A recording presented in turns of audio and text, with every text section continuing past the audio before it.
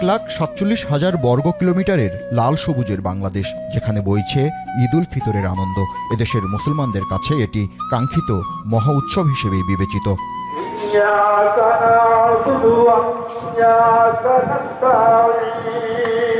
সেই উৎসবকে আরও বর্ণিল রঙে রাঙিয়ে তোলে প্রবাসী আয়।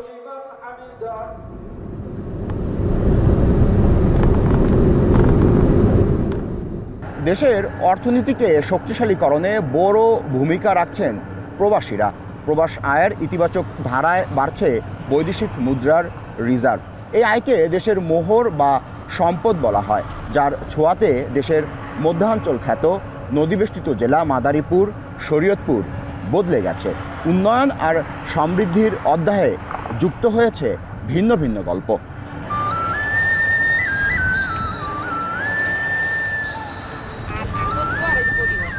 মাদারীপুরের কৃষক ইয়াসিন সর্দার কার্তিক অগ্রহায়ণ মাসে রসুন বুনেছিলেন।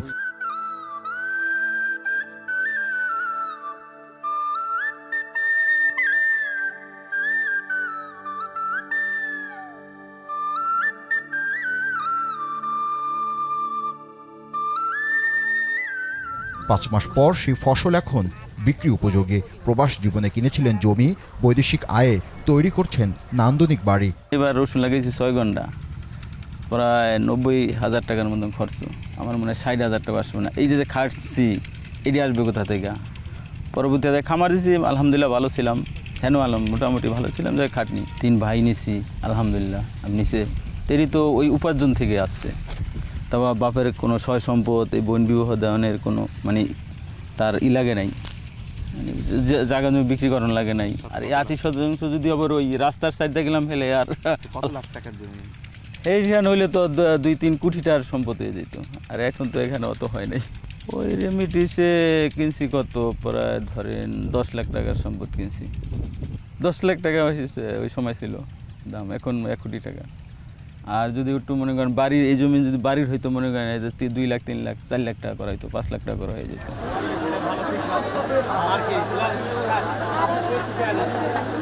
ঈদের আনন্দ এদেশের মানুষের অস্তিত্বের সঙ্গে মিশে আছে বহুকাল আগে থেকে। ঈদ ঘিরে শহর থেকে বন্দরে, গ্রাম আর গঞ্জে সবখানে দৃশ্যমান হয় অর্থের অতিরিক্ত ব্যয়।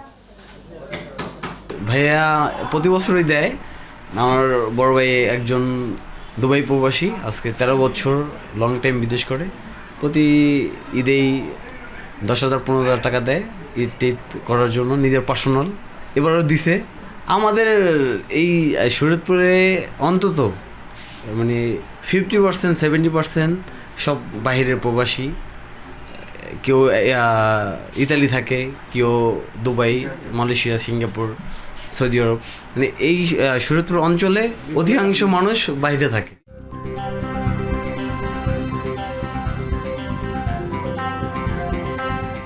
মাদারীপুর, শরীয়তপুরের বাসিন্দাদের কাছে ঈদ ঘিরে নতুন পোশাক থেকে খাবার কেনা, সেলুন, পার্লার, শপিং মল থেকে দর্জিবাড়ি, সবখানে শুধুই ব্যস্ততা, যার মূলেই রয়েছে প্রবাসী আয়। আমার ছেলে ইটালিতে থাকে। এখানে ঈদ উপলক্ষে আমার ছেলে বোনের জন্য, ভাইয়ের জন্য, সবার জন্য ঈদের উপলক্ষে টাকা পাঠাইছে। এখন মার্কেট করবো, যার মানুষের জাকাত পেতে যা দেওয়ার দেব। 50,000 টাকা পাঠাইছে আমার জন্য, যে মা আমাদের বোনের জন্য সবার জন্য মিলে মার্কেট করেন, আর যা যেটুকু পারেন, যেটুকু সামর্থ্য সেটুকু ফেতরা জাকাত আপনার দেওয়ার জন্য সেটুকু দিয়ে দেন। ইতালি থাকে। আচ্ছা, কতদিন হলো? 10 বছর। তো এই মাসে কি রেমিটেন্স পাঠাইছে? হ্যাঁ পাঠাইছে। কত টাকা? 20,000 টাকা। বাবার জন্য গেঞ্জি, প্যান্ট, জুতা কিনছি। তারপর আমাদের জন্য কাপড় চোপড়, এখন বিছানা চাদর কিনতে আসছি। তো 2 বছর যাবত আমার বাইরের সাথে আমাদের দেখা হয়নি, তো এমনিতে খুব দুঃখ পাইতেছি আমরা, কারণ বাইরের সাথে এভাবে করতে পারতেছি না।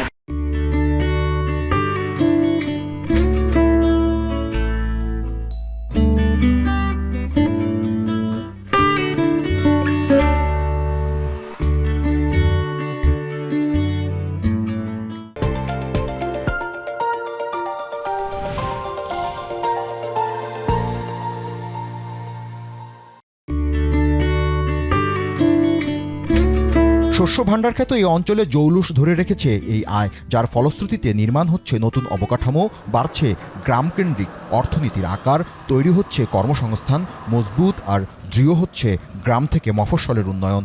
ইটালিতে যত বাঙালি আছে 3 ভাগের 2 ভাগ লোকে শরীয়তপুর এবং নড়িয়া থানা বিশেষ করে এখানে বসবাস করে। তারা ব্যবসা বাণিজ্য, ইটালিতে অনেকেই রেস্টুরেন্ট ব্যবসা, হোটেল ব্যবসা, বিভিন্ন রেস্টুরেন্ট এবং সুপার মার্কেটের ব্যবসা এগুলো নিয়ে আছে। এখন ইটালি তো বেশি, একটু হলো হয় না জায়গা। মোটামুটি যে টাকা পয়সা পাঠায় তাতে আমাদের সংসার চলে আর কি। ওই আমাদের ফ্যামিলির সম্পূর্ণ খরচ বহন করে। যেহেতু ইউরোপে থাকে তাই একটু এখন ভালোই আছি আর কি। এতে করে কোনো উন্নয়ন হয়েছে, যেমন ঘর বাড়ি দোকান? হ্যাঁ এগুলি করছে, এই যে মার্কেট করছে। সদ্যবিদায়ী ফেব্রুয়ারি মাসে দেশে রেমিটেন্স এসেছে 252,76,50,000 মার্কিন ডলার টাকার অঙ্কে, যার পরিমাণ 31,090 কোটি টাকার বেশি। সেই হিসেবে দৈনিক গড়ে রেমিটেন্স এসেছে 1,000 কোটি টাকার উপরে। এর মধ্যে সবচেয়ে বেশি রেমিটেন্স এসেছে যুক্তরাষ্ট্র থেকে। আয়ের দিক থেকে ঢাকা বিভাগের শরীয়তপুর আর মাদারীপুর যথারীতি এগিয়ে রয়েছে।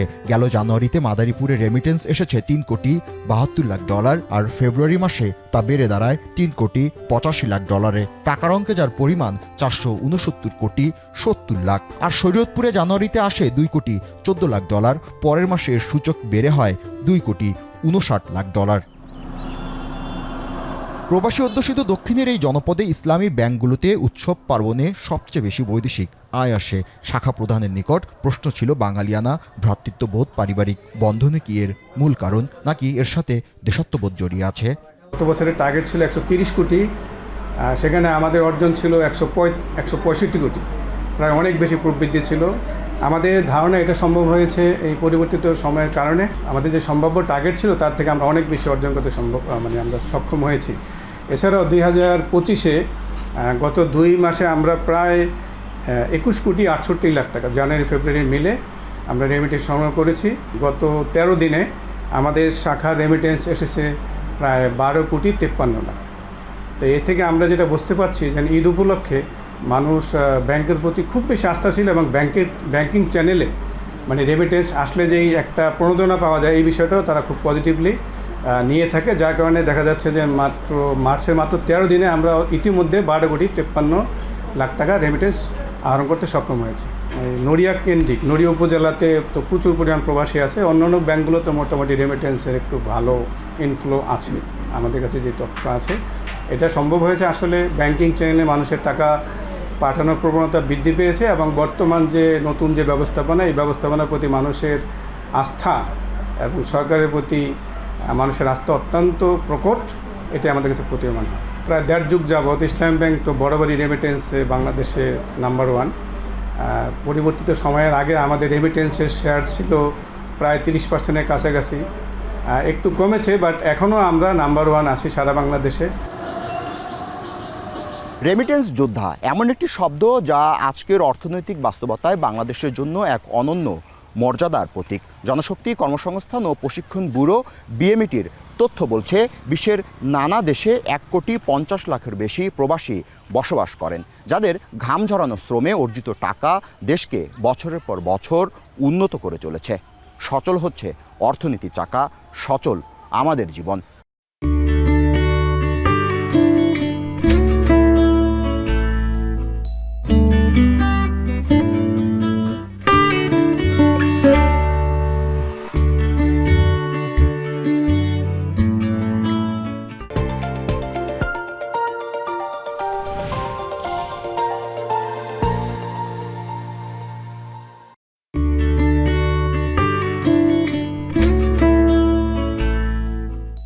এদিকে ফরিদপুর, মাদারীপুর, শরীয়তপুরের বাণিজ্যালয়, বিপণী বিতানে রেমিটেন্স যোদ্ধাদের পাঠানো আয়ের সুবাদে ব্যবসা প্রতিষ্ঠানগুলোতে সুবাতাস বইছে। এখানকার বাসিন্দারা হয়েছেন শৌখিন আর ফ্যাশন সচেতন। পোশাক বিক্রেতা নুরুল আমিন খান তার একটা বাস্তব ধারণাও দিলেন।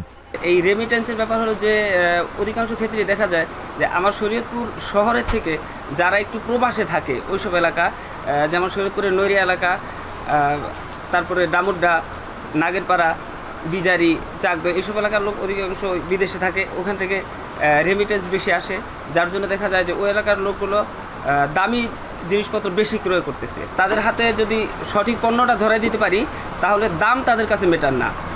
আমাদের পণ্যটা যদি পণ্য সঠিক পায় এবং দ্রব্যের গুণগত মান যদি সঠিক থাকে সেক্ষেত্রে তারা ক্রয় করে নিতেছে অনায়াসেই। আমার শরীয়তপুরে দেখা যাচ্ছে যে কত ভালো আছে সেটাই মানুষ জিজ্ঞেস করতেছে, যে দাম কত এটার তা তাদের কাছে মুখ্য বিষয় না। মুখ্য বিষয় হলো পণ্যের গুণগত মান।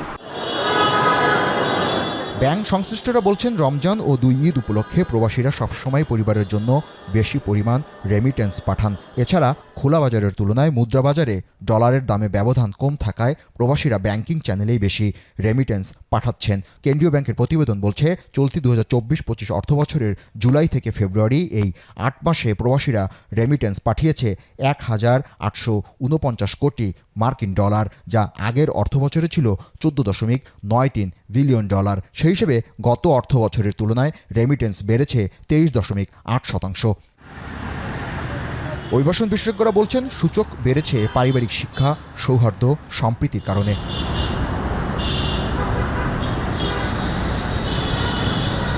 প্রতি মাসে এখন গড়ে 2 বিলিয়নের বেশি রেমিটেন্স আসছে।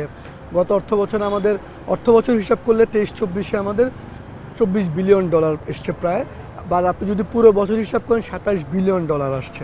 আমরা আশা করছি এই বছরেও এই যে প্রবাসী আয়ের যে বৃদ্ধির ধারাটা অব্যাহত হয়ে সেটা থাকে, এবং বিশেষ করে এই 2 মাস মানে রোজার মাস এবং কোরবানির ঈদ, এই সময় অনেক বেশি প্রবাসী আয় আসছে। এবং শুধু উৎসবে না, আমি দুর্যোগের কথা বলছিলাম, আপনাদের মনে আছে গত বছর আগস্ট-সেপ্টেম্বরের দিকে যখন আমাদের নোয়াখালী কুমিল্লায় যে বন্যাটা হয়, আপনি এই যে বন্যায় কিন্তু আমাদের প্রবাসীরা তাদের আত্মীয়স্বজনের কাছে অনেক বেশি টাকা পাঠিয়েছে।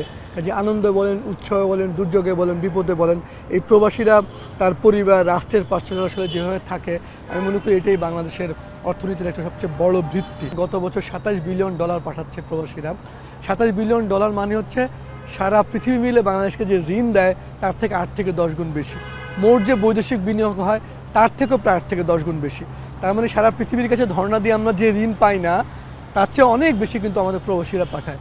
সেই তুলনায় আসলে যে প্রবাসীরা দেশের কাছে টাকা পাঠায়, কষ্ট করে পাঠায়, আমি মনে করি সেই তুলনায় তাদের অধিকার, মর্যাদা রক্ষা অনেক বেশি আমাদের সক্রিয় হওয়া উচিত। পাশাপাশি আমি মনে করি আমরা যদি আরও ভালো প্রযুক্তি করতে পারতাম, ডিজিটাল টেকনোলজি, টাকা পাঠানোর উপায়গুলো যদি আরও সহজ হতো, তাহলে কিন্তু আমি মনে করি প্রবাসী আয়টা আরও অনেক বেশি বাড়তো। পরিবারের কাছে পাঠানো মানে সে অনুভব করে যে এরাই আমার সব কিছু।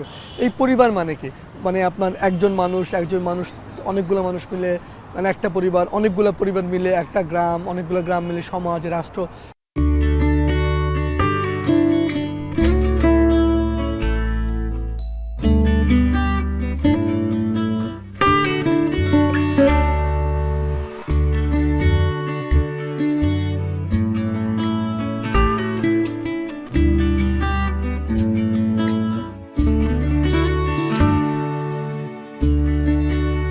দেশের অর্থনীতি যখন খানিকটা চাপে, তখন রেমিটেন্স প্রবাহ নিয়ে এসেছে স্বস্তির বার্তা।